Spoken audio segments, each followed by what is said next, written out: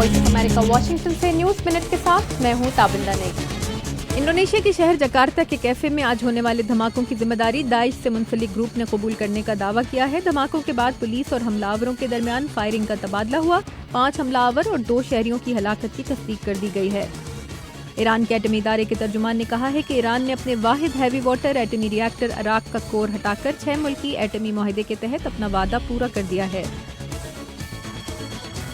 ترک وزیر اعظم احمد داؤد اوغلو نے کہا ہے کہ ترک طیاروں نے عراق اور شام میں داعش کے 500 سے زائد ٹھکانوں پر فضائی حملے کر کے 200 سے زائد جنگجوؤں کو ہلاک کر دیا ہے۔